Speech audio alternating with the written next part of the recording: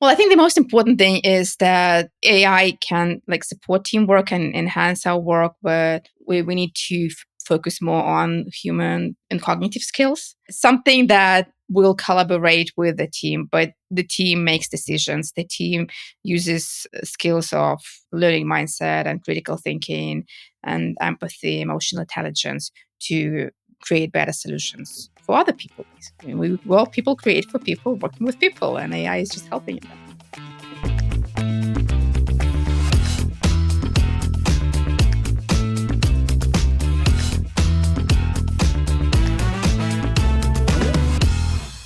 Welcome back to the AudioLife podcast, where we tell your story in your voice. I'm your host today, Carrie Purcell, and today I'm joined by Daria Rudnik. Daria is founder of Adra AI and a board member of the World Ethics Organization. She brings 15 years of global executive experience, including roles at Deloitte and as a former chief people officer working in the tech and telecom industries.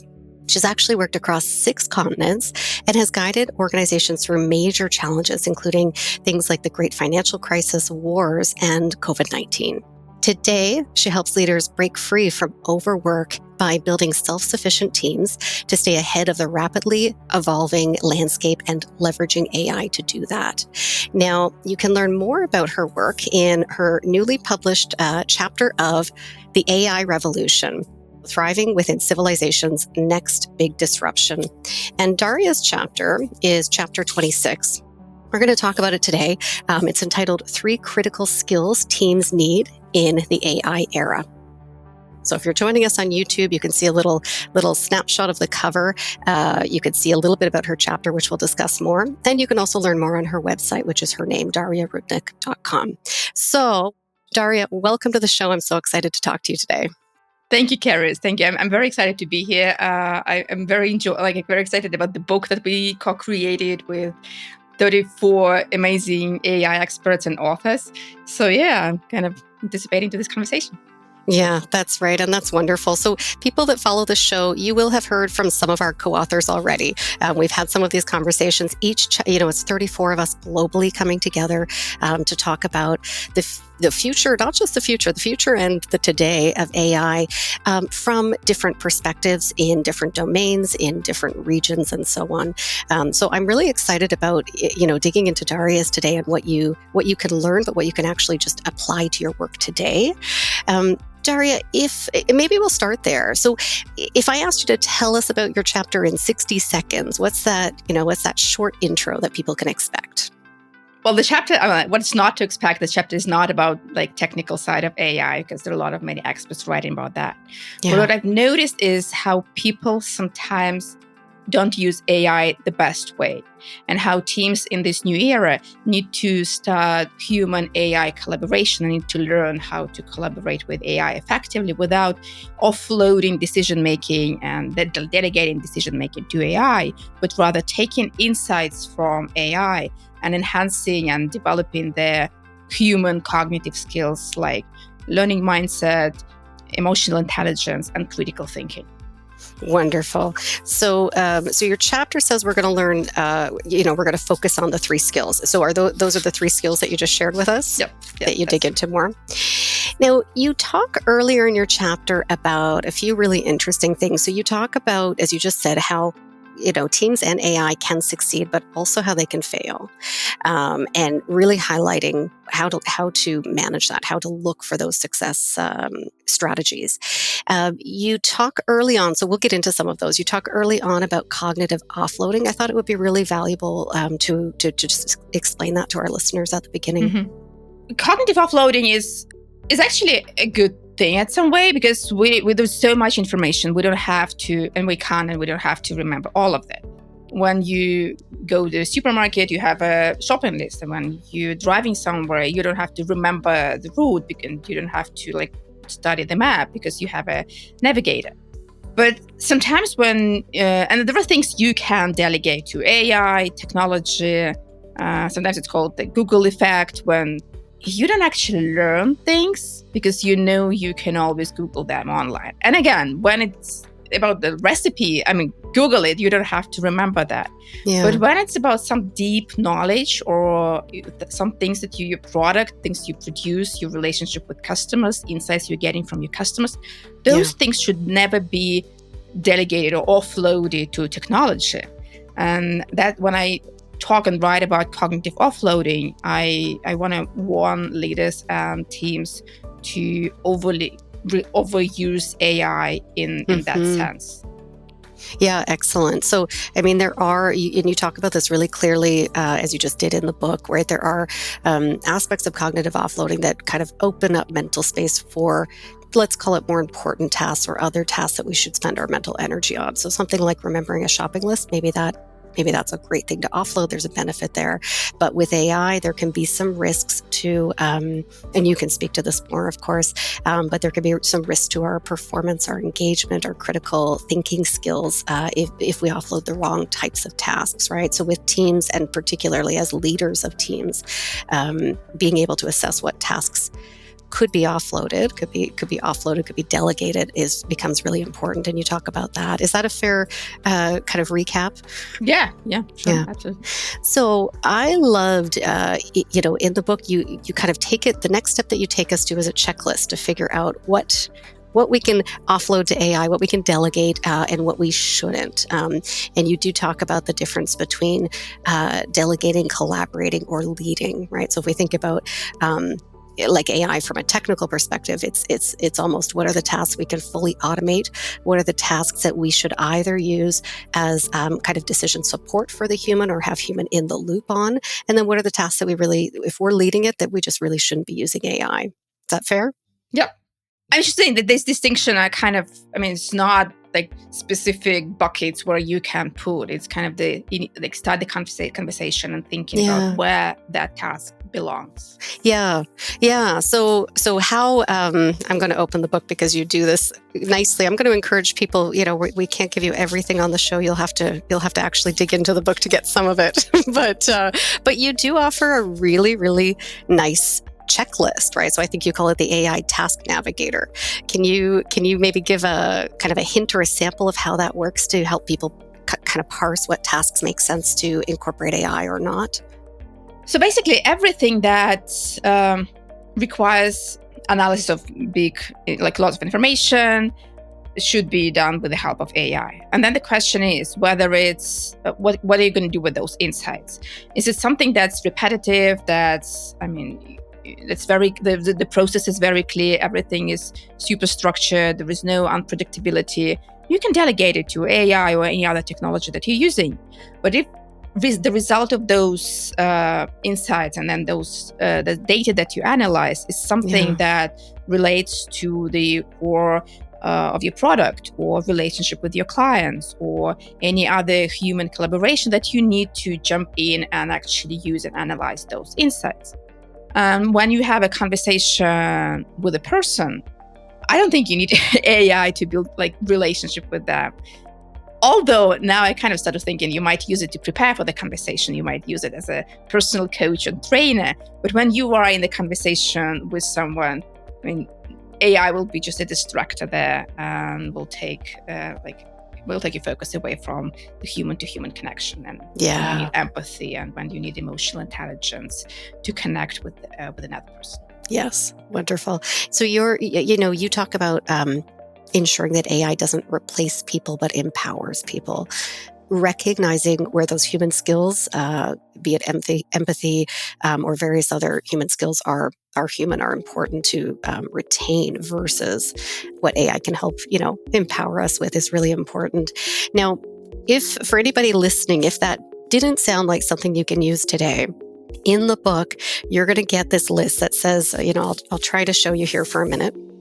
I'll give you maybe an example or two. So starting at the very beginning, you're going to ask yourself, is this part of your team's core function? Okay, so when I think about automating or incorporating AI, is this task that I'm thinking about part of our team's core function? If yes, then we're looking at AI-human collaboration. So AI can assist, but the human has to lead. If no, we can move to the next question. I'll give you one more, but I won't give you all of them. So now, does this task directly create value for stakeholders?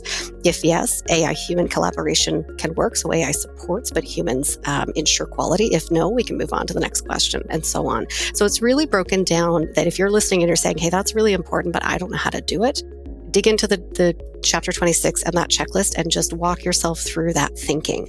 Now, if you'll share with us, Daria, you do share a case study. I'll call it a case study. That helps people give a concrete example of why this matters and how it could work within a customer success team. Can you share just a little bit about that? Mm-hmm. I have actually a couple examples, and they're a bit different. So the one is when some teams that I've seen working. So it's not a specific team, but there were some characteristics of different teams I've witnessed. So what they did is they were very automated, and they had this AI support. So they had the conversations with clients. Then they uploaded all the information, all the scripts and transcripts of the conversations to AI. AI did the analysis, gave some insights. Those insights were taken, put into the CRM or the database. But they were not, it was very fast. They increased the speed. But what happened during the team meetings, it felt like the managers, they lost the connection with the client, because what was before, they kind of knew their clients in and out. They knew their challenges, they knew their pains, they knew people. And now what they need to go to the CRM to check what the insights, because they didn't generate those insights. They kind of used what AI have generated for them. They put them into the CRM, but they didn't live it through. And same thing happens sometimes with the product teams when they create a backlog with the help of AI, and they don't own that backlog. They're not engaged in going through every detail and prioritizing those items. That's kind of one way overusing or misusing AI influences team.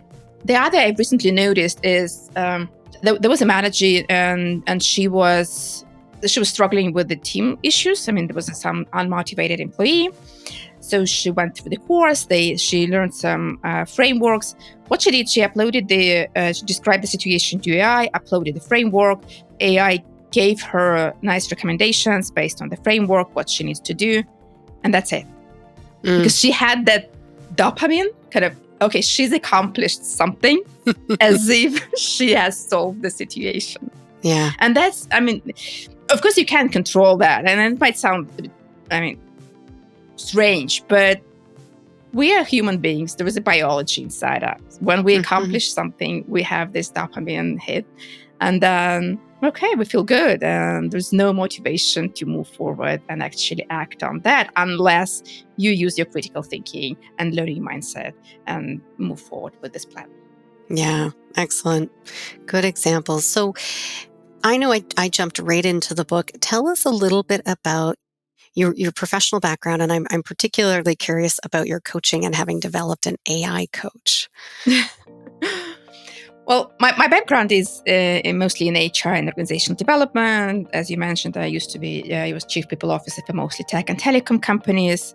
And about 5 years ago, I switched to what I can do best and love do best. That is leadership development and team development, working with teams and leaders so that they feel good at work. We all deserve better workplaces. And when the AI hit, it was a nice toy. Everyone was playing with it, and I wanted to play with it as well. So I'm still exploring how AI can help solving some easy, simple challenges that we face. And by easy, I don't mean they're easy, they are irrelevant or unimportant. By easy, I mean there is a certain solution. There is step 1, step 2, step 3. If you do them, you can solve those problems. And there are lots of things like that in time management, sometimes in communication, where you don't have to actually change your mindset or beliefs. You need to change your behavior. You need to apply certain frameworks, and you can find the solution. The problem with current general AI chatbots is that when you ask a question, you get some generic response that you cannot use.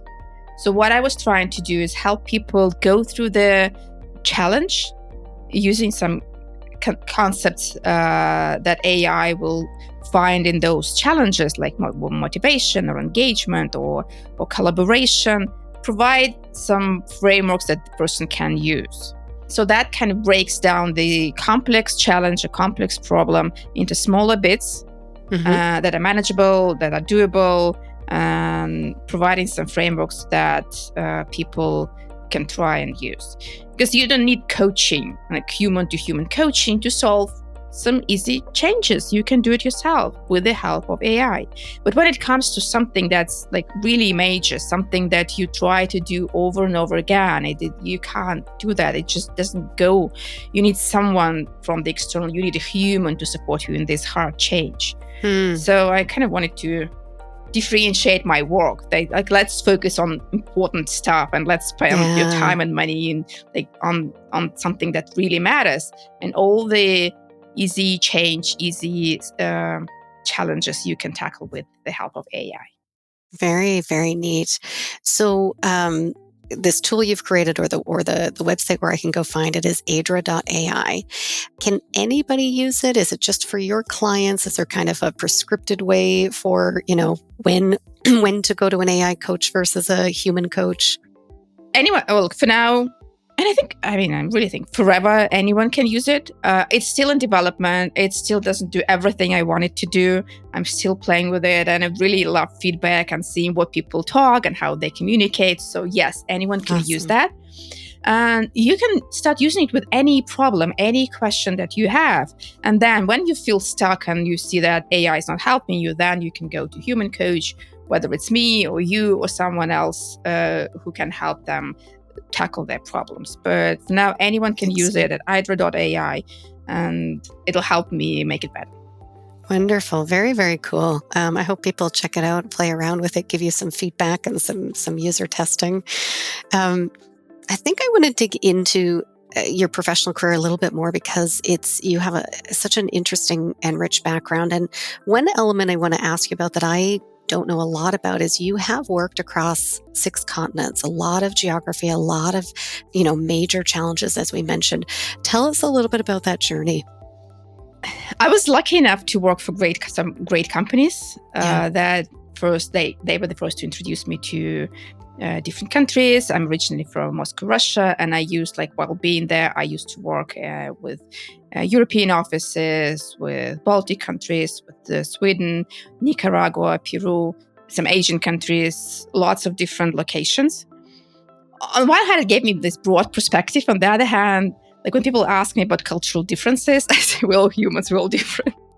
Yeah. Oh, good answer. Of course, yes. There are certain kind of things in Nicaragua, there was a mañana, we'll do it tomorrow thing. But at the core of us is we all humans, we all different, and when you work in a team setting, don't think about the cultural differences. Think about the human in front of you and try to understand the human. Don't put your use your biases on kind of what that culture could look like. Yeah, that's great. That's a really good insight. And now for a word from our sponsors.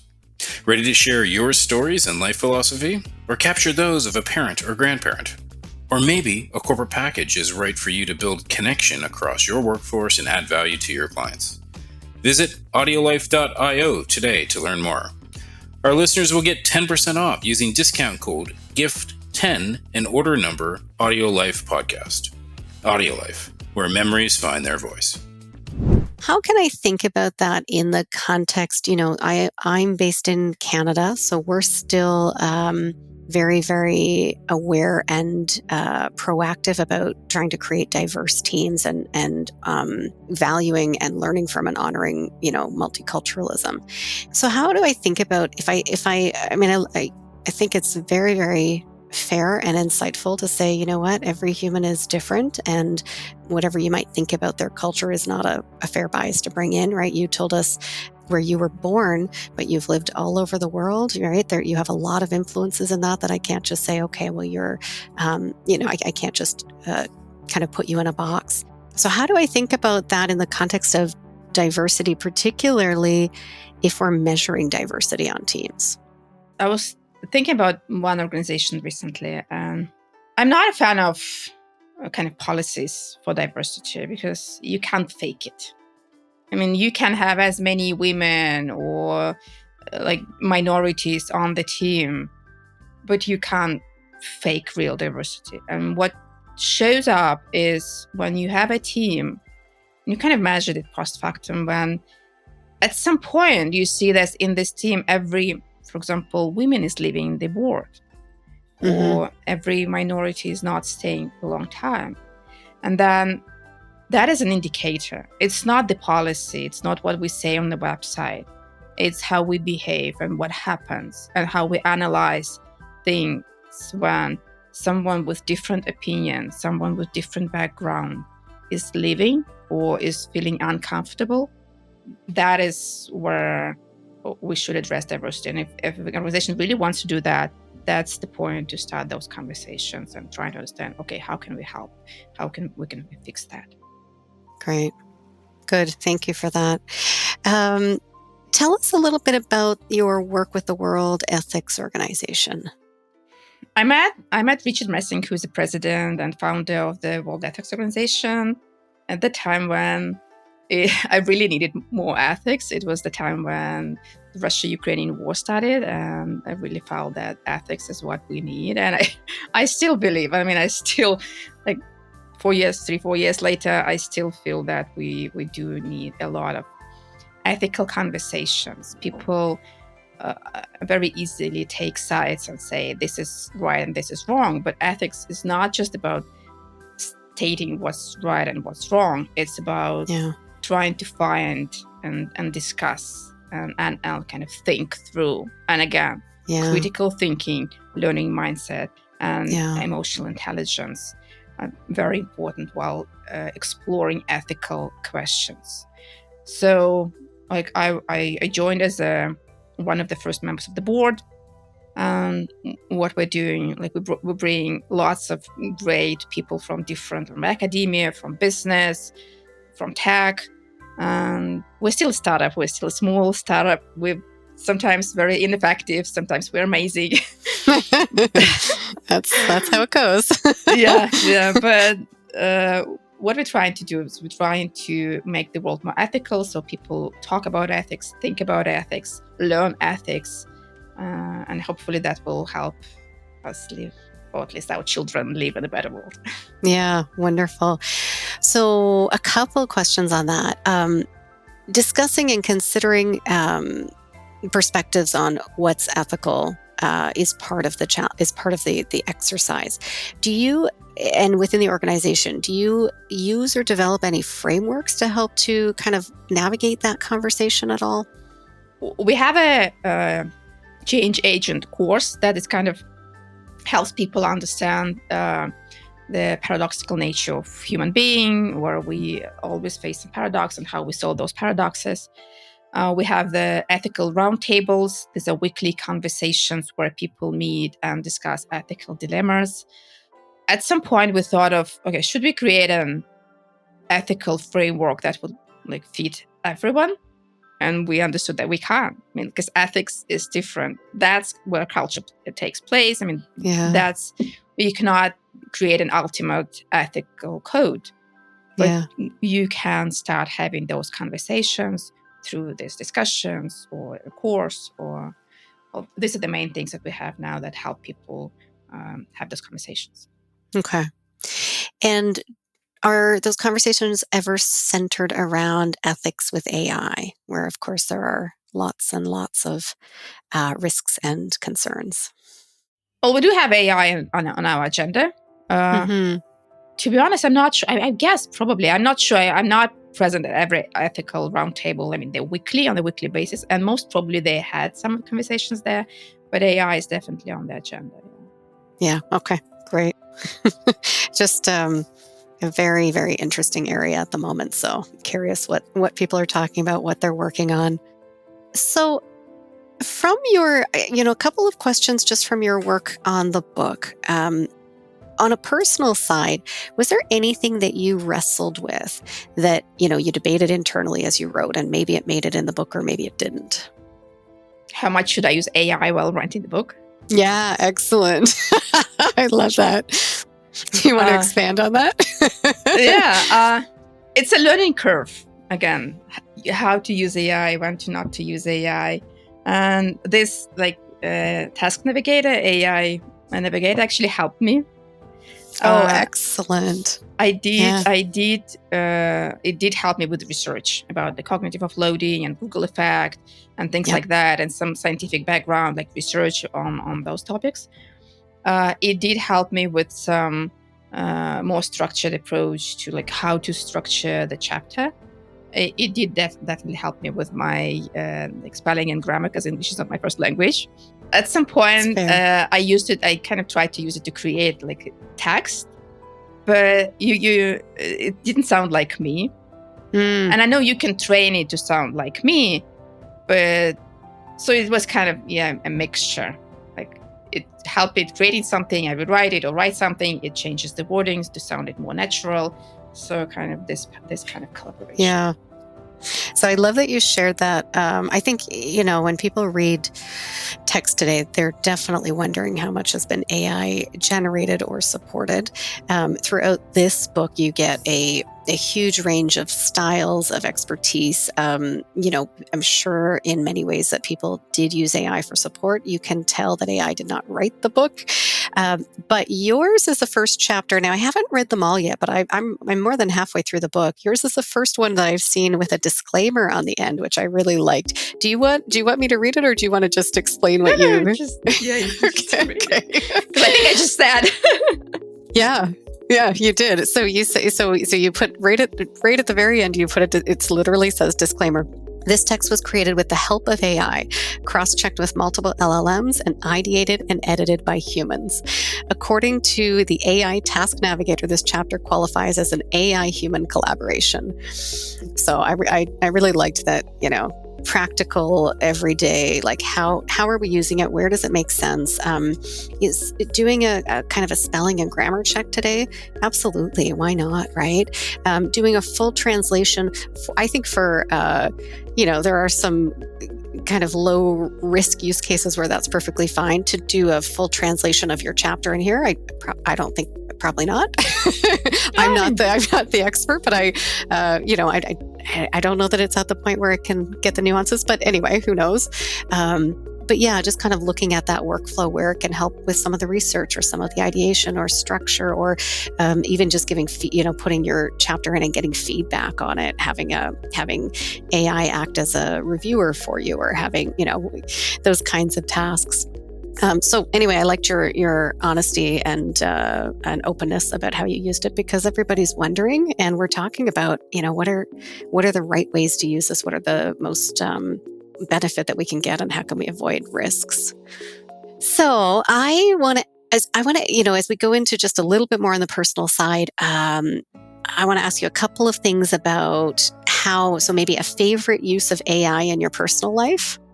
I don't think I use AI for personal stuff. I try to use it for some recipes, but I find that like Googling them is more effective. Yeah. So it's mostly work, research, structure. Good. You're the second author who said that, who kind of really differentiated work life from personal life. Some of our other co-authors use it for recipes, use it for shopping lists, use it for like music, movie recommendations, that kind of thing. But yeah, you're the second so far that's like, well, it really fits this side of my life, and then this side of my life is just not really adding value right now. Yeah. What about, what are you kind of most excited about with AI looking forward? Well, given that I have this HR background, I really see AI helping people fit into different organizational roles, where we don't have to live through the org charts and kind of try to squeeze the person in this little square, but can have more fluid organizations where people are matched to jobs based on their skill sets and strengths. And AI can analyze those data, can use information from the courses that people are taking, the skill set, experience, and kind of match jobs to human skills. And that's interesting, because that kind of changes the concept, probably would change the concept of teams that I'm very passionate about, but we'll see. We'll see how it evolves. I don't know yet. But I see there's a huge potential in that. Yeah, there's really, really interesting potential there. I think using AI in HR, I mean, there's immense potential. There are tools that are out there now. There's a lot of work where people are thinking and creating. And then there's concern over the risks of bias within AI, particularly in the HR field, right? So while it can probably do so much for us, we have to be so careful on that ethical side of things. I don't know if that's something that you think much about or have opinions on. That's why I say, like, you have insights from AI and you need to understand how where they're coming from. Like, what's the process? What was the process? I mean, sometimes you now can see the way the AI is thinking, delivering results. Like, I'm doing this, I'm analyzing this information, I have these conclusions based on this information. Now my next step is I'm analyzing this. And when you see that, you say, okay, no, that's wrong. I don't use that information for the insight, and you can fix that. Yeah, that's excellent. Good. Well, what is one thing that a key takeaway or insight that you hope people take from your chapter or your work or even our conversation today? Well, I think the most important thing is that AI can support teamwork and enhance our work, but we need to focus more on human and cognitive skills, and especially while working with teams, using AI as a partner, I don't like the word co-pilot, but kind of something that will collaborate with the team, but the team makes decisions. The team uses skills of learning mindset and critical thinking and empathy, emotional intelligence to create better solutions for other people. People create for people, working with people, and AI is just helping in that. Yeah, really beautifully put. Where can people learn more about your work or connect with you?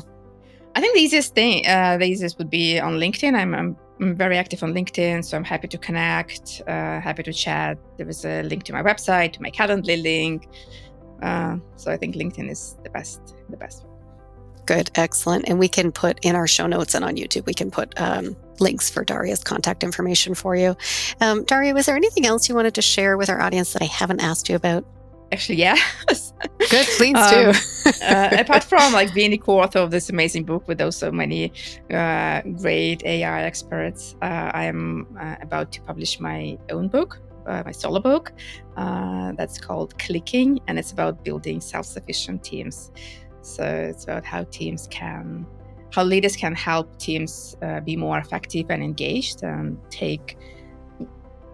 help overloaded leaders, because leaders are so stretched thin with the multiple demands from the top, from the bottom, from the clients, from the economic situation, everything. Leaders and managers are just overloaded and stressed out and burned out. Yeah. So by building teams that can think together, work together, use AI to create better results, leaders can focus on what matters, which is strategy and people development. So, and I think the book will be published, I hope, sometime late August. Okay, very, very cool. So we're recording June 2025. So late August 2025, just end of summer or going into the fall, at least if you're on my side of the world. Is when we can look for it. It's called Clicking. And if you followed, especially after our conversation, if you follow Daria on LinkedIn, you'll probably see some little sneak peeks. I think I saw a post not too long ago to help give feedback on the cover. So some exciting things coming around the corner. That's wonderful. Thank you so much. So again, you've been listening to our conversation today with Daria, one of our co-authors on the AI revolution, thriving within civilization's next big disruption. You can look for her new book over the next few months called Clicking. And this has been another episode of the AudioLife podcast, where we tell your story in your words. I'm your host today, Carrie Purcell, again joined by Daria Rudnik. And if you like what you heard, don't forget to rate our show and subscribe so you never miss an episode. We'll be back in 2 weeks with another one for you. Daria, thank you so much for joining us today. Thank you, Carrie. It was a great conversation. Good. It's been my pleasure. Hi, everyone. So in light of my conversation with Daria Rudnik, I thought it would be really nice to add my own disclaimer to how we produce this podcast. Now, we've had a lot of conversations about AI lately. It is the hot topic, particularly in the work world, but for a lot of people in their personal life as well. And, in podcast production, there are a lot of ways that we could be using AI. I want to tell you how AudioLife does and doesn't use AI. I don't use AI for research on our guests. So I do that personally. I do not use AI to write our intros. So I write those personally. I do not use AI to develop our questions, although sometimes if we're adapting our approach or depending on who we're talking to, we may use AI to give suggestions or feedback on that. So we may use it for kind of ideation on that side. We may use it for input on the questions as well. We do use an AI tool for our transcripts. So if you go into our podcasts or YouTube, you can get transcripts that AI has transcribed for you. We do not use AI in our editing. There are AI tools out there. The platform that we use allows you to use some AI to cut things manually. There are also content creation tools that we can just put all of the content in and it will pop out short videos for you and things like that.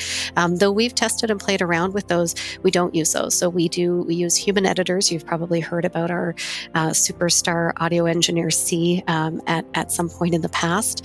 We also pick all of our clips, our intro clips, and we do our short promotional clips ourselves. We did not use AI for branding, although I know people do and you can. So for, somebody who is an AI enthusiast and researcher, AudioLife is a very human podcast and a very human production. And while we will always be open to how we can incorporate AI and exploring tools and thinking about the workflows.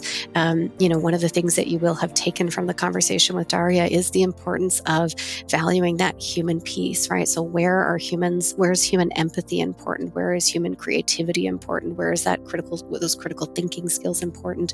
And where can AI empower us or support us? But with AudioLife, I just thought I would share with you that it's quite light on AI in our production and our planning.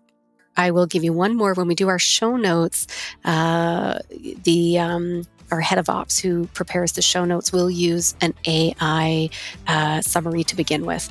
We usually edit it from there, but we do take that AI summary. So we do use that for show notes. I don't think I've missed anything else, but I hope those AI algorithms are helping to recommend us so that people hear and see what we're talking about. And that's the disclaimer for today. Thanks, everyone. If you like what you heard today, consider recording your own AudioLife private podcast or giving one to a loved one for a unique and memorable gift. Today, AudioLife listeners will receive 10% off using discount code GIFT10 and order number AudioLife Podcast. Also, remember to rate our show and subscribe so you'll never miss an episode.